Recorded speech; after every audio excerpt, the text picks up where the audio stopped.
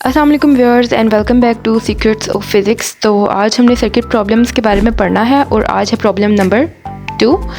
और आज हमने जो है वो ये देखना है कि डायोड फॉरवर्ड बायस कब होता है और रिवर्स बायस कब होता है। ठीक है, तो अगर किसी सर्किट के अंदर हमारे पास डायोड मौजूद है, ठीक है, तो फॉरवर्ड बायस की क्या कंडीशन होती है कि डायोड का जो पी जंक्शन है या फिर जो पॉजिटिव टर्मिनल है, ठीक है, पॉजिटिव, वो जो है वो बैटरी के पॉजिटिव के साथ कनेक्टेड होना चाहिए और जो नेगेटिव टर्मिनल है डायोड का वो नेगेटिव ऑफ द बैटरी के साथ कनेक्टेड होना चाहिए। ठीक है, तब हम कहेंगे कि ये जो डायोड है ये फॉरवर्ड बायस कंडीशन में है। ठीक है, डायोड क्या होता है? बेसिकली डायोड जो है वो करंट को रास्ता प्रोवाइड करता है, ठीक है, अलाउ करता है कि करंट पास करे सर्किट में से। ठीक है, और रिवर्स बायस कंडीशन में क्या होगा कि डायोड जो है वो रास्ता प्रोवाइड नहीं करेगा। ओके, इसका मतलब सर्किट से कोई करंट फ्लो नहीं करेगा। तो इस सिचुएशन में जो है ना, हमें ये जानना बड़ा ज़रूरी है कि डायोड फॉरवर्ड बायस है या रिवर्स बायस है। कुछ बच्चे जो है वो पूरा न्यूमेरिकल सॉल्व करते हैं और एंड में पता चलता है कि डायोड तो रिवर्स बायस था। रिवर्स बायस का मतलब ये कि डायोड तो कोई करंट फ्लो करवा ही नहीं रहा, तो आपने करंट की वैल्यू किस तरह फाइंड आउट कर ली, है ना बात। तो यही है सबसे ये ट्रिक जो है वो जानना बड़ा ज़रूरी है। तो आज हम सिर्फ ये देखेंगे कि डायोड फॉरवर्ड बायस कब होता है, रिवर्स बायस कब होता है, उसकी कुछ कंडीशंस देखेंगे। ठीक है, तो चलें स्टार्ट करते हैं।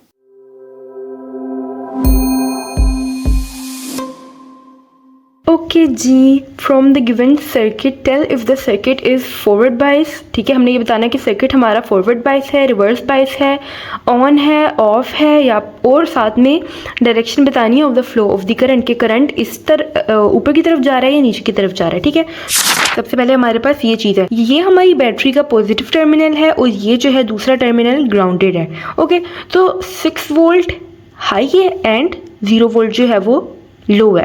ओके, और बीच में एक रेजिस्टर लगा हुआ है और एक डायोड लगा हुआ है। हमने सबसे पहले क्या बताना है कि फॉरवर्ड बायस है या रिवर्स बायस है।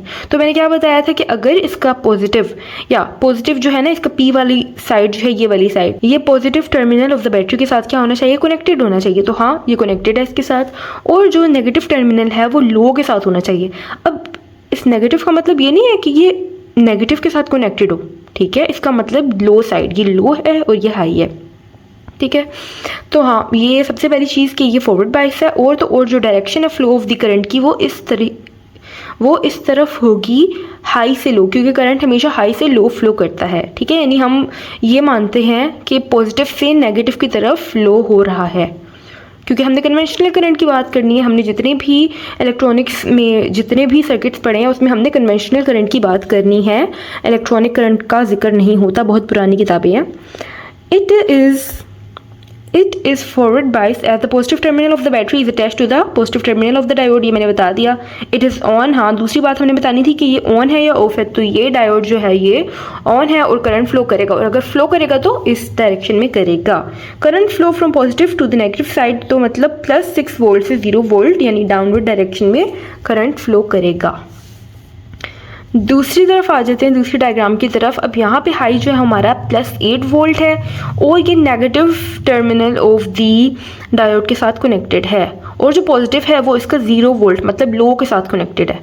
ठीक है, तो यहाँ पर हमें नज़र आ रहा है कि एक रिवर्स बायस कंडीशन है RB as the positive terminal of the battery is connected to the negative terminal of the diode। ठीक है, जो पॉजिटिव टर्मिनल है बैटरी का वो नेगेटिव टर्मिनल के साथ कनेक्टेड है। यहाँ पे पॉजिटिव के साथ कनेक्टेड था। ठीक है, मतलब यहाँ पे करंट फ्लो कर सकता है।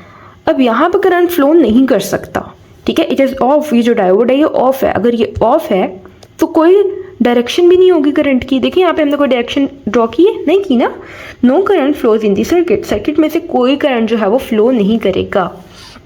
नाउ थर्ड डायग्राम की तरफ आ जाते हैं। अच्छा, अब यहाँ पर जो लो है हमारा वो -7 वोल्ट है। ठीक है, और वो नेगेटिव टर्मिनल के साथ कनेक्टेड है, और जो इसका पॉजिटिव टर्मिनल है वो 0 वोल्ट के साथ कनेक्टेड है। तो 0 कैसे हाई हो गया? हाँ, 0 तो हमेशा लो नहीं होता, यहाँ पे भी लो था, यहाँ पे भी लो था। लेकिन अगर हम नंबर लाइन की बात करें तो 0 इधर कहीं आता है और -7 इधर आता है, मतलब -7 पीछे आता है। अगर वो पीछे आ रहा है तो नंबर लाइन के हिसाब से ये लो है और हाई जो है ये बनेगा।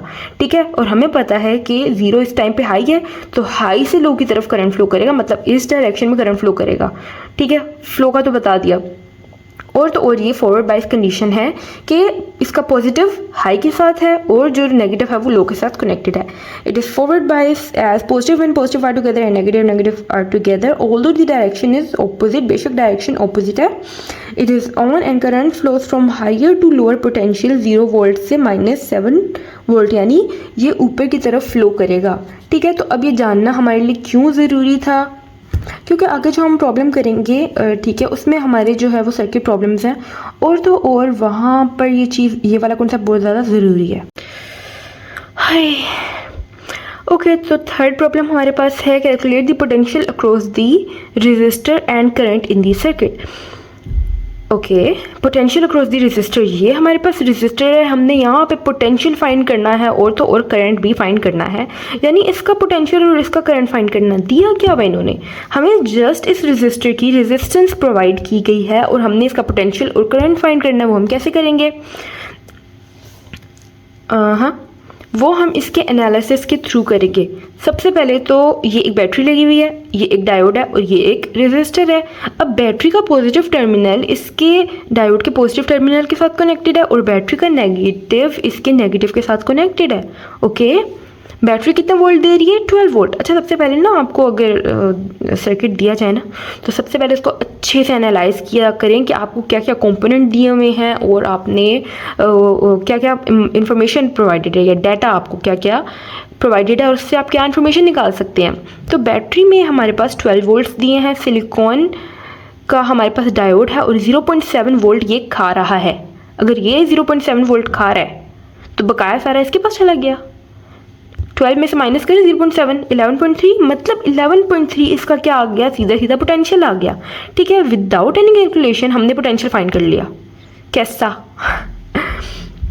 अच्छा, तो सबसे पहले हमने क्या करना होता है, आपने एनालाइज करना होता है अपने सर्किट को. इट इज़ अ फॉरवर्ड बाइस, ये एक फॉरवर्ड बाइस कंडीशन है. दूसरा ये कि ये एक ऑन सर्किट है. ठीक है, ये ऑन है, डायोड ऑन है. Current flows from positive to negative. अच्छा, करंट जो है वो इधर से इधर फ्लो करेगा. ठीक है, पॉजिटिव टू नेगेटिव फ्लो करेगा.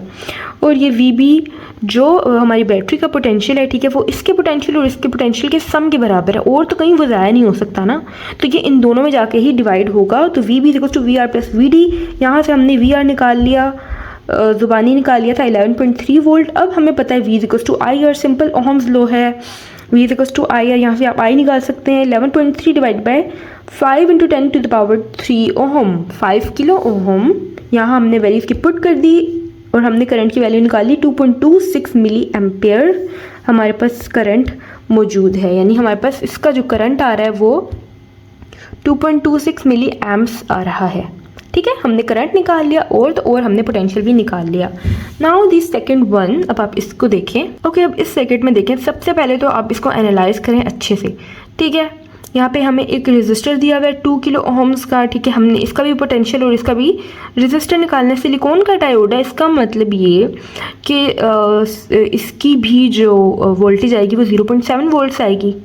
ठीक है, तो 9 माइनस 0.7 क्या आएगा आपके पास, 8.3. 8.3 इसका वोल्टेज आके सीधा सीधा, और इसका करंट भी हम उसी तरीके से निकाल लेंगे. तो काफ़ी ज़्यादा बच्चे इसी तरीके से इसको सॉल्व करके दे देंगे, लेकिन उस पर मैम बनाएंगी एक बड़ा सा काटा. क्यों, क्योंकि जो बैटरी का पॉजिटिव टर्मिनल है वो डायोड के नेगेटिव के साथ कनेक्टेड है और बैटरी का नेगेटिव डायोड के पॉजिटिव के साथ कनेक्टेड है. ठीक है, तो यहाँ से ये एक रिवर्स्ड बाइस्ड कंडीशन में है हमारा डायोड ऑफ है, कोई करंट फ्लो नहीं करेगा और नीचे वाला कुछ भी नहीं लिखना, तभी आपको पूरे नंबर मिलेंगे. समझ आई है? तो इस वजह से सर्किट्स को एनालाइज करना बहुत ज़्यादा ज़रूरी है. And I am so proud of my self कि मैं इतने अच्छे बेहतरीन नोट्स बनाती थी किसी ज़माने में, और अब ये नोट्स बनाना बेहद मुश्किल है. ठीक है, इस तरह के नोट्स वजूद में लेके आना बहुत ज़्यादा मुश्किल है. बस ये वही यूनिवर्सिटी का टाइम होता है कि आप नोट्स बना सकते हैं. पता नहीं मैंने भी कैसे बना लिया, मैं सुपर ह्यूमन बन गई थी. अच्छा, मैं बता रही थी कि मेरे जो नोट्स हैं ना वो मेरा सबसे बड़ा ज़ख़ीरा है, क्योंकि ये एक मौजज़ाती तौर पे पैदा हो गए. I don't know how. University time पे आप पे इतना प्रेशर होता है और सब पूरी क्लास क्या पूरा बैच मुझे लगा हुआ होता था मैसेजेस करने, राबिया नोट्स बनाओ, हमें ये वाले नोट्स चाहिए, तो हमें ये वाले नोट्स चाहिए. और राबिया लगी हुई है 16 घंटे नोट्स बनाने. ठीक है, उस टाइम पे मैंने कुछ भी नहीं किया, कोई पार्टीज़ अटेंड नहीं की, कोई शादियां अटेंड नहीं की, कोई हैंग आउट करने नहीं गई, ठीक है ना, घर का खाना शाना बनाना, कुछ भी नहीं करना, कोई हेल्प नहीं करानी, अपने आप को भी नहीं देखना, बस काम करना होता था, काम काम काम, ठीक है। लेकिन उस टाइम पे ना ये पॉसिबल नहीं था 16 घंटे नोट्स बनाने के बाद हर सब्जेक्ट के कि मैं वीडियो लेक्चर्स भी देती, ठीक है। तो इस वजह से मैंने अब ये चीज़ शुरू की है कि मैं वीडियो लेक्चर्स की तरफ आऊँ, क्योंकि सीधे नोट से ना आपको उस तरीके से समझ नहीं आ सकती जितना अच्छा वो राइटर ख़ुद आपको एक्सप्लेन कर सकता है ना, उस तरीके से आपको सिर्फ पढ़ के समझ नहीं आ सकती ना। तो नोट्स वाकई बड़ा मौजज़ा है, और ये उस टाइम मेरे अंदर ऐसी सुपर ह्यूमन कैपेबिलिटीज़ बिल्डअप हो गई थी कि मैं नॉन स्टॉप काम करती थी। और अब तो मैं चाह के भी उस तरह के नोट्स नहीं बना सकती, ठीक है। मैंने कोशिश की है, ट्राई की है, लेकिन इतने अच्छे और इतने प्यारे नहीं बन सकते ना। उस टाइम यूनिवर्सिटी के टाइम में ना बड़ा प्रेशर होता था, और प्रेशर में ही इंसान काम करता है। मैं तो कोशिश करती हूँ कि मैं अल्टीमेट प्रेशर लूँ, ठीक है। मुझे अच्छा लगता है प्रेशर के अंदर रह के काम करना, और इट्स गुड फॉर यू, ठीक है। तो खैर, if you like the video give it a big thumbs up and subscribe to our channel if you new, क्योंकि बातें ख़त्म नहीं होंगी। ओके, थैंक यू, अल्लाह हाफ़िज़।